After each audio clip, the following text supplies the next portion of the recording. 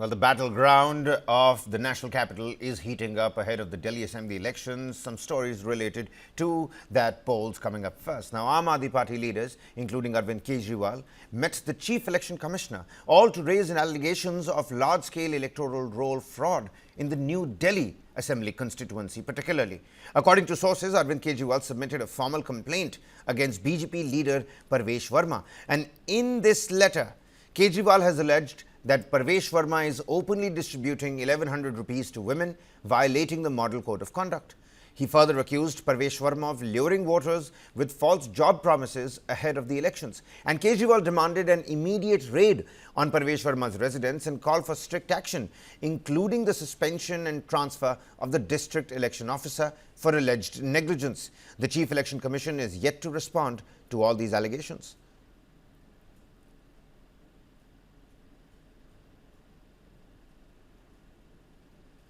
Just a couple of days ago, the Chief Election Commissioner, Rajiv Kumar, announced the dates for the Delhi Assembly elections. 5th of February is when the national capital goes to polls. The counting and results are going to be declared on the 8th. Needless to say, the election process needs to get over by the 10th of February. But amidst this, as the battleground heats up, it's pretty much a one-on-one fight between the BJP and the Aam Aadmi Party, with the Congress pretty much far behind. Many are suggesting this isn't the usual tri-cornered fight that we always saw in the national capital, at least over the last two assembly elections. The Aam Aadmi Party, when it comes to the assembly, bringing up its numbers in the earlier two assembly elections, making its way to 2025. Will the BJP be able to wrest back some or any kind of control from the Aam Aadmi Party is going to be the big questions. All in all, to say, it's the Aam Aadmi Party's vote to lose and the BJP's vote to win. Where does Congress fare in this year? Well, we'll have to wait to find out. Now, like I was mentioning, the big focus ahead of the Delhi polls is actually who is the B team of the BJP. Now, Aam Aadmi Party's national convener once again reiterated that it's the Congress party that is the BJP's B team. And on the one hand, you've got Congress calling the Aam Aadmi Party BJP's B team. So who really is the BJP's B team? That's the big narrative that's now doing the rounds. Seems like this B team narrative is now going to be essential for both the Congress and the Aam Aadmi Party. On one hand, Aam Aadmi Party wants Delhi polls to be a two-way fight between them and the BJP, as it will benefit the Aam Aadmi Party to hold on to their fort. On the flip side, Congress wants this battle to be a triangular one, because the grand old party looks to cash on anti-incumbency.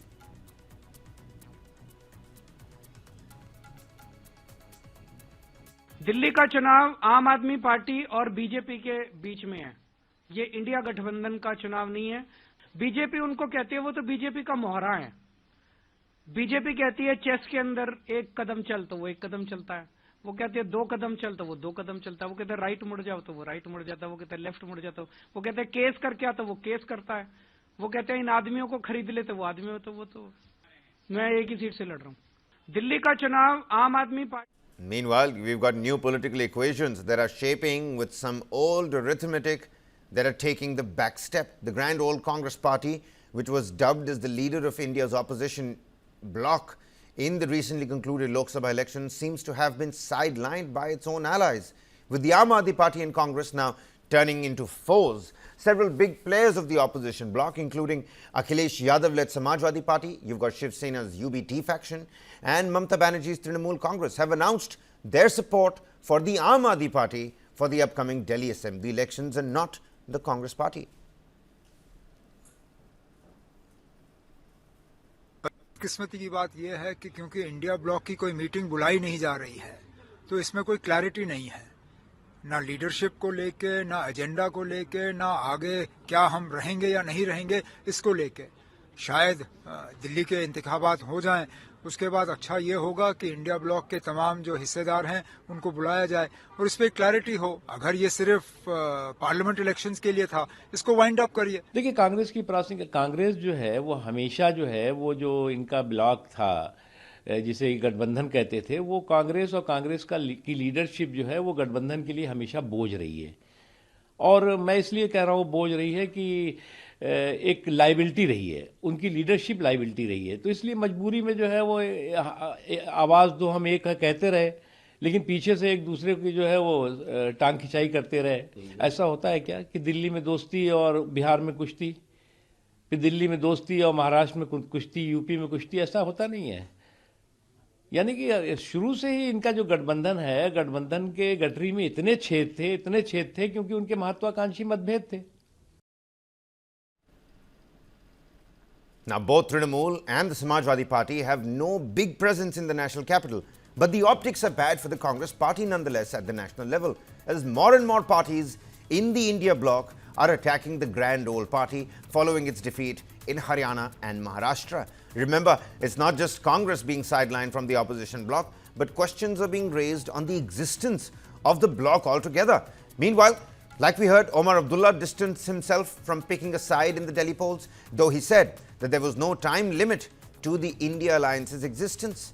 With many allies now raising concerns over Congress's leadership in the opposition bloc, RJD's Tejashwi Yadav has also said that the India alliance was only to be kept till the Lok Sabha elections. It's not unnatural for Congress and Aam Aadmi Party to not have coordination in Delhi elections. But amidst all this, let's not forget about the high decibel election campaign which is underway in the national capital. In a significant political move, Arvind Kejriwal has voiced his support for granting other backward classes reservation status to the Jat community, playing the Jat card in the Delhi Assembly elections. Addressing a press conference, he emphasized the community's long-standing demand for inclusion under the OBC category and urged the central government to ensure justice for them.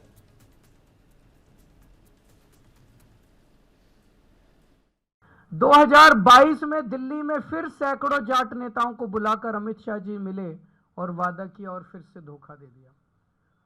तो पिछले 10 साल में 3 बार दिल्ली के देश के गृह मंत्री ने और 1 बार देश के प्रधानमंत्री ने पूरे जाट समाज को बुला के बोला, अगर प्रधानमंत्री और गृह मंत्री झूठ बोलेंगे, अगर प्रधानमंत्री और गृह मंत्री अपने वादे को पूरा नहीं करेंगे, अगर प्रधानमंत्री और गृह मंत्री को जाटों की याद केवल चुनाव के पहले आती है, आप देख रहे हो हर चुनाव के पहले जाट समाज को बुलाते हैं, कहते हैं वोट दे दो, इस बार वोट दे दो, अगली बार कर देंगे, इस बार वोट दे, और कभी नहीं करते। दिल्ली में केंद्र सरकार की 7 यूनिवर्सिटी हैं, दिल्ली यूनिवर्सिटी के कई कॉलेज हैं, Delhi police, NDMC, DDA, AIIMS, Safdarjung, रामलोर, रोहिया जैसे कई केंद्र सरकार के संस्थान हैं जहां पे रिजर्वेशन इन लोगों को मिल सकता है, जिसमें शिक्षा और रोजगार में इन लोगों को रिजर्वेशन मिल सकता है। तो हमारा निवेदन है कि जो धोखा 10 साल से भारतीय जनता पार्टी दिल्ली के जाट समाज को देती आ रही है, वो धोखा देना बंद करें, अपने पुराने वादे पूरे करें, और अगर पूरे नहीं करेंगे तो आज केजरीवाल दिल्ली के पूरे जाट समाज को ये वादा कर रहा है कि मैं आपके लिए संघर्ष करूंगा और मैं केंद्र सरकार से करवा के लेके आऊंगा, चाहे मुझे इसके लिए जो मर्जी करना पड़े। Now, like that, political upmanship continues between Parvesh Verma and Arvind Kejriwal, which, by the way, is going to be one of those key contests in the upcoming Delhi Assembly elections. Parvesh Verma has now reacted to Arvind Kejriwal making the Jat card play ahead of Delhi Assembly elections. Listen in. भारी दिल्ली में जो 28 सीटें आती है 70 में से, सारी 28 की 28 सीटों में सारे देहात की, गांव की मीटिंग हुई। वहां पर यह तय हुआ कि अरविंद केजरीवाल को वोट हमें नहीं करना है। ये 28 की 28 सीटें इस बार भारतीय जनता पार्टी भारी बहुमत से जीतेगी, जो केवल दिल्ली देहात से आती है। पूरे दिल्ली में हमारी सरकार बनेगी।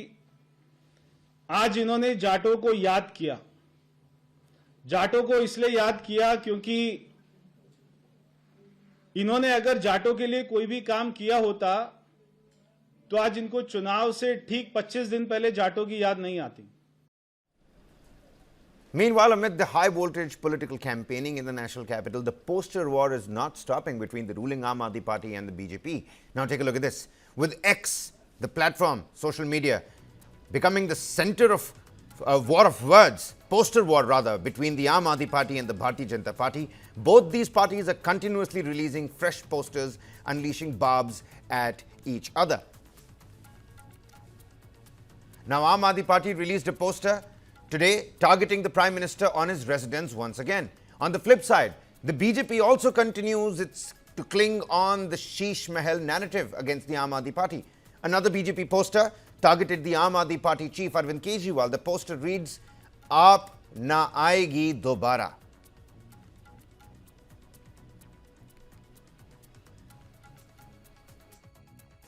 देखिए, हम तो बिजली, पानी, शिक्षा, स्वास्थ्य, महिलाओं को 2100 रुपए, बुजुर्गों को मुफ्त प्राइवेट अस्पताल के अंदर इलाज और पुजारियों और ग्रंथियों को 18,000 रुपए।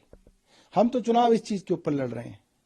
भारतीय जनता पार्टी चुनाव जो है मुख्यमंत्री के बंगले पर लड़ना चाहती है, तो हमने कहा ठीक है भाई, अगर ऐसे ही लड़ना है तो मुख्यमंत्री का बंगला और प्रधानमंत्री का बंगला दोनों ही दिल्ली वालों को दिखाए जाए। इसमें अब भारतीय जनता पार्टी पीछे नहीं हट सकती।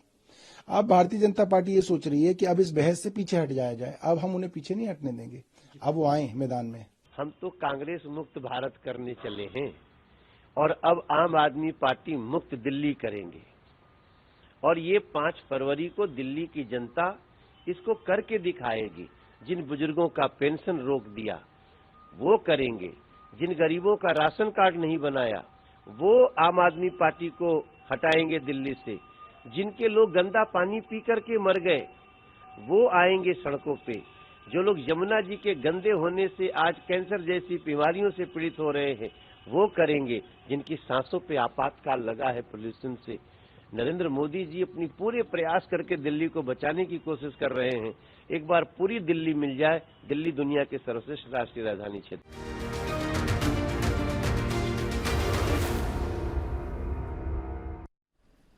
Moving on, the Karnataka state government has filed a plea before the Supreme Court challenging the order of the Karnataka High Court granting bail to actor Darshan, Pavitra Gowda and other co-accused in the Renukaswamy murder case.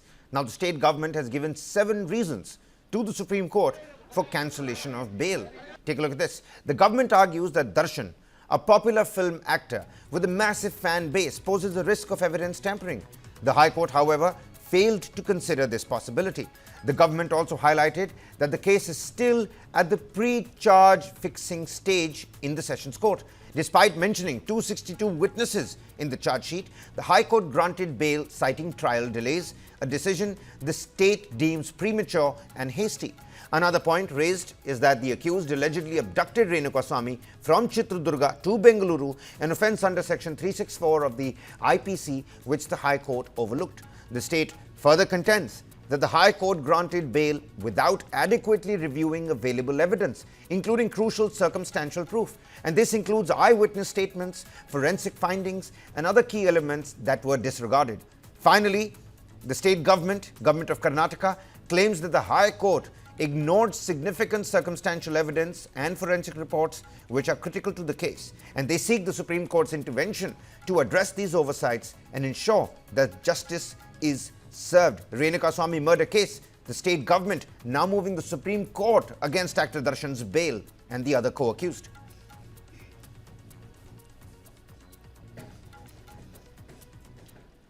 Now take a look at this. There's another story that's brewing in the south of India, because joining the voices of Karnataka Chief Minister Siddaramaiah and Kerala Chief Minister Pinarayi Vijayan, Tamil Nadu has also opposed the new UGC draft regulations 2025. Tamil Nadu Chief Minister M.K. Stalin has introduced a resolution in the State Assembly against the UGC's new draft rules on Vice Chancellors' appointments. Take a look at this. M.K. Stalin stated, "This Assembly strongly feels that the recent UGC draft rules must be withdrawn. They undermine the principles of federalism and harm Tamil Nadu's higher education framework." And he's not alone when he says this. Opposition-led states like Kerala and Tamil Nadu have openly rejected the draft guidelines on faculty recruitment and promotions in higher education institutions. Take a look at what's happening in Kerala. Earlier, Kerala's ruling CPIM Politburo termed the draft regulations for VC appointments as blatant attack on state rights.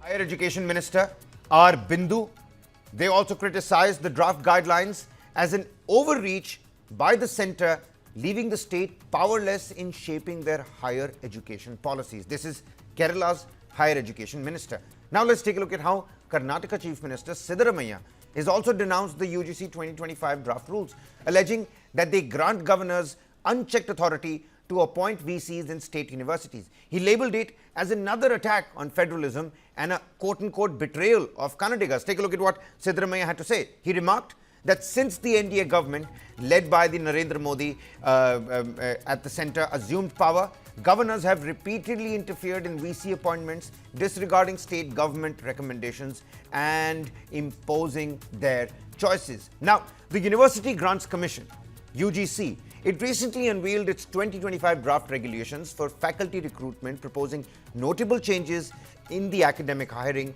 and promotion process in India.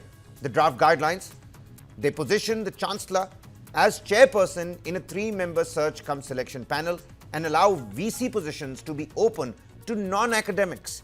Under the current rules, candidates must possess degrees in the same subject across their undergraduate, postgraduate and PhD levels, which restricts individuals with diverse academic experiences. The proposed 2025 guidelines will allow candidates to teach based on their highest specialization. For instance, a PhD holder in chemistry, even with prior degrees in different disciplines, can qualify to teach chemistry. NET, SET certification is also subject, in any subject, also permits teaching eligibility in that particular subject, irrespective of earlier academic focus. Union Education Minister Dharmendra Pradhan, whilst introducing the draft regulation, said that the proposals align with the National Education Policy 2020, emphasizing flexibility, inclusivity and diverse talents. He stated these changes are pivotal in shaping India's future academic landscape.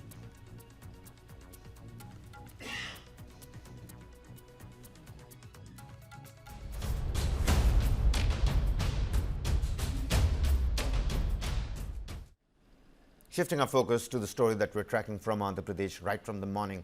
Chaos erupted in Tirupati in Andhra Pradesh as a deadly stampede broke out among a crowd of over 4,000 pilgrims queuing up for the Vaikuntha Dwara Darshan tokens. Andhra Pradesh Chief Minister N. Chandrababu Naidu inspected the spot where the stampede occurred last night. According to reports, the incident happened when the gate of a token distribution center was briefly opened to evacuate a devotee who had fallen sick.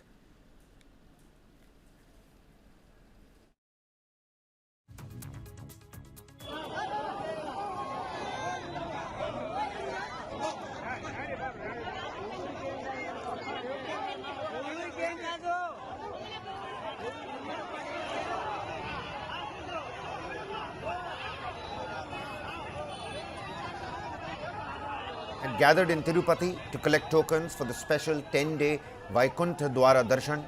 The tokens were to be issued at special counters to regulate the flow of devotees during the festival starting on the 10th of January.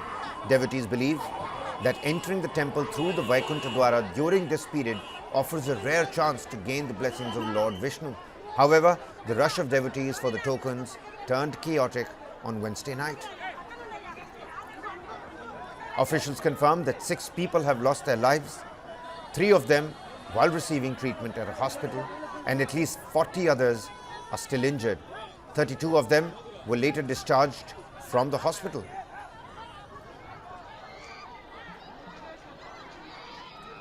TTD Chairman B.R. Naidu attributed the stampede to overcrowding. He called it a tragic and unfortunate incident, assuring that a complete report will be submitted by the end of today. Now, the TTD chairman said that a DSP opened the gates, triggering a rush that resulted in the stampede. A woman who witnessed the chaos described how the rush escalated when police officials opened the gates. Many women were injured as male pilgrims surged forward to the token center. And she added that some devotees had been waiting in line since 11 a.m. and were provided with milk and biscuits whilst they were waiting.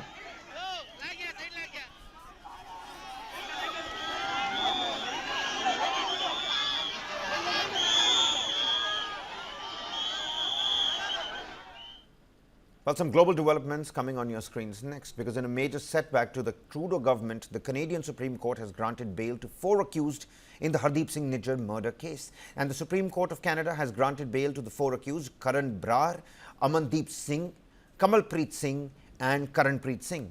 The next hearing in the case is scheduled for the 11th of February, and the case, which gained international attention following the Canadian Prime Minister Justin Trudeau's allegations against India, faced significant hurdles when the police in Canada themselves failed to present evidence in the lower court. This led to a stay on the proceedings by the apex court in Canada and the subsequent release of the accused. And according to Canadian government documents, the police's absence in court prompted the accused to appeal to the Supreme Court. And in the initial hearing on the 18th of November last year, the court noted the police's lack of engagement and granted bail to the accused, citing insufficient grounds for continued custody. No cop proof in the court as of yet. Hardeep Singh Nijjar's murder case, all the 4 Indians accused have been released on bail.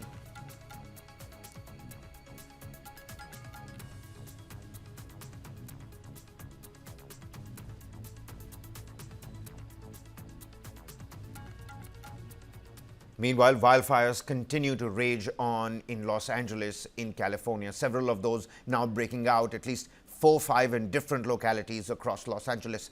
A new wildfire broke out in Scrubland in Los Angeles' Hollywood Hills, adding to 5 other blazes that are currently raging in Los Angeles County. So far, fires that started on Tuesday have killed at least 5 people, destroying hundreds of homes and stretching firefighting resources and water supplies right down to the limit, as more than 1 lakh people were ordered to evacuate from these wildfire-prone areas. All but one of them were 0% contained, according to the state officials, including a pair of major conflagrations on the eastern and western flanks of the city that continue to grow as the night fell on Wednesday as well. Meanwhile, the crews fighting wildfires across LA faced a near-perfect storm with intense wind, low humidity, and inadequate supplies of water to contain the blazes.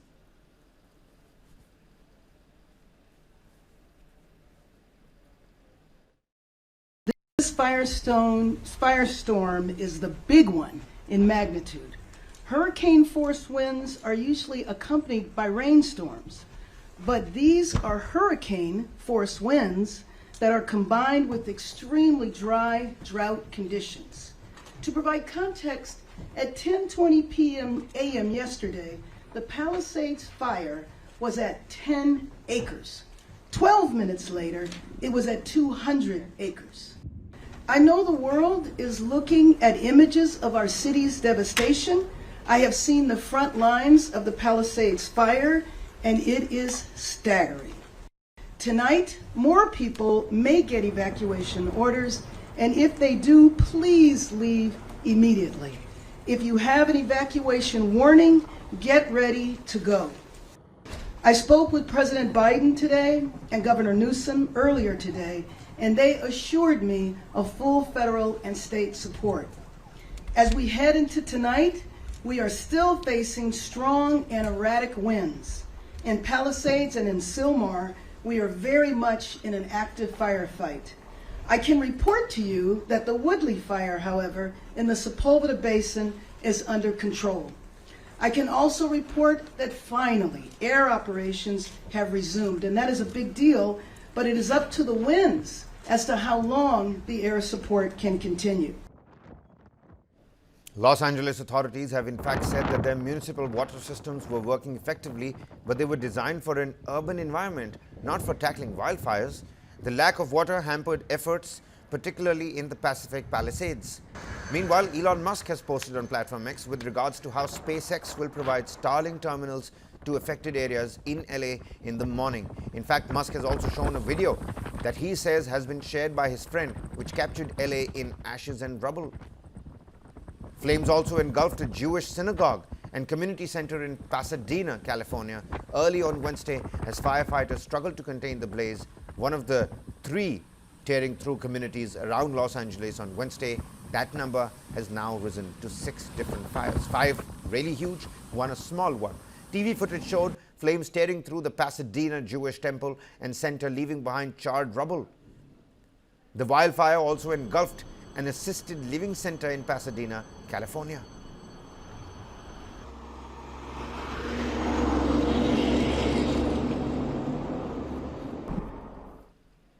And with that, it's a wrap on this edition of Top Stories. Top developments continue on the other side. Keep watching News 9.